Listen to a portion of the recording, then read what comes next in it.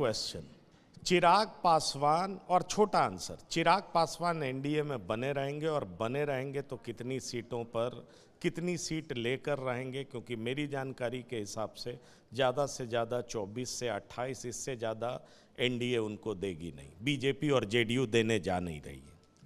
बिल्कुल मैं सहमत हूँ।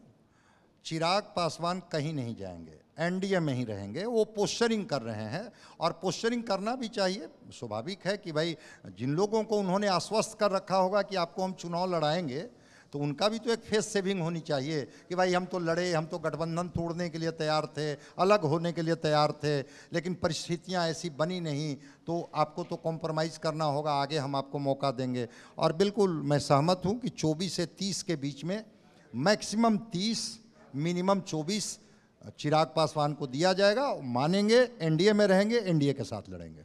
शिवपूजन जी, दूसरे खेमे में जाएंगे नहीं। Conflicting political ambitions, Tejashwi Yadav Chirag Paswan को अपने साथ क्यों लेंगे? इनके भी भाई लार्जर एम्बिशंस हैं। ये जो पॉलिटिकल वैक्यूम का मैं जिक्र कर रहा था, उसके दावेदार होंगे कौन? यही प्रशांत किशोर आगे बढ़ कर के आ रहे हैं। भाजपा से कोई आगे बढ़ कर के आता हुआ मैं नहीं देख रहा हूँ। लीडरशिप का रियल इशू है वहाँ। तेजस्वी यादव हो गए, चिराग पासवान हो गए, तीसरी तरफ प्रशांत किशोर। तो इनकी बात से मैं पूरी तरह से इत्तेफाक रख रहा हूँ। यही फिगर होगा।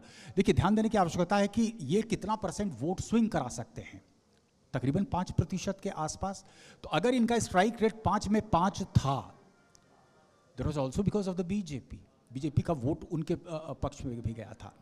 आप कुछ प्रशांत किशोर के बारे में पूछ रहे थे। नहीं, मैं इससे अगला सवाल ये करने जा रहा हूँ कि 2 और पॉलिटिकल प्लेयर हैं जिनकी चर्चा होती रही है। एक मुकेश सहनी है और दूसरे नए इंट्रेंट पता नहीं किधर जाएंगे, आईपी गुप्ता है। उन्होंने जिस तरीके से गांधी मैदान भरा, उसके बाद वो चर्चा में है, और मेरी जानकारी में वो लगातार कभी एनडीए से बात कर रहे हैं, कभी महागठबंधन से बात कर रहे हैं। और जहाँ तक महागठबंधन में कांग्रेस का सवाल है, कांग्रेस उनसे बड़े सीरियस नोट पे बात कर रही है, ये मेरे पास पुख्ता जानकारी है।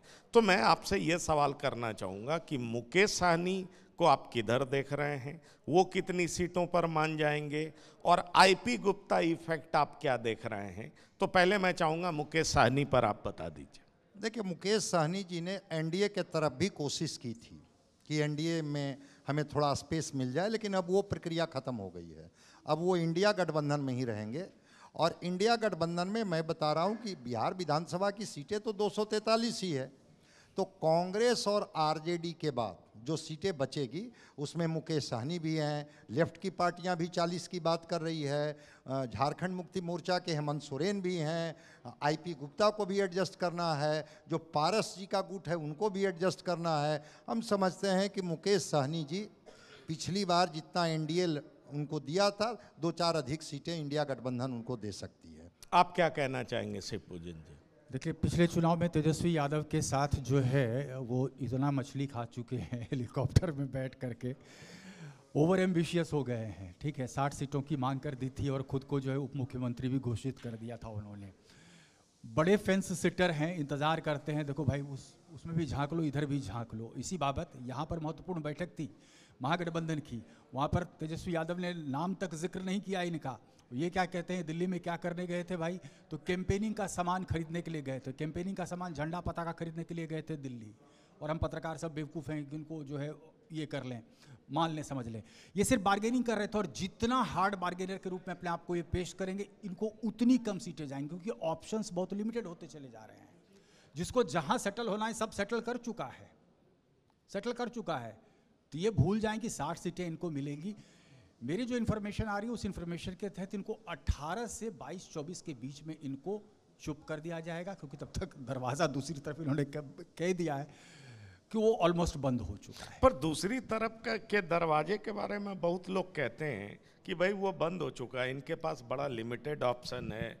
इस तरह की बात लोग कहते हैं। वैसे मुझे नहीं लगता, मुकेश सहनी का अपना वोट बैंक है। अगर हम इस पे डिबेट कर सकते हैं कि उनके पास कितना % है, पर अगर 8% है तो बहुत बड़ा वोट बैंक है।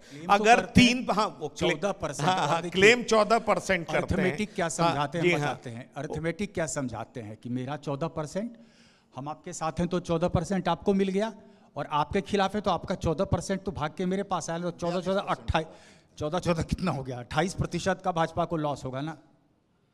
अगर इस मेंटल फ्रेम से आप अगर बार्गेनिंग टेबल पर हैं तो आपका भविष्य सबको स्पष्ट हो सकता है। तो ये बताइए कि आने वाले चुनाव में अति पिछड़े के बड़े नेता के तौर पर आप आईपी गुप्ता को देख रहे हैं?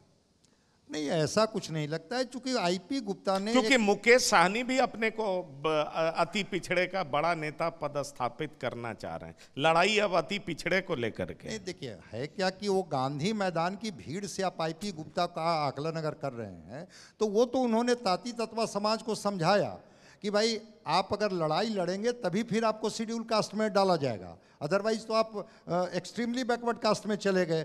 उसकी ये भीड़ थी।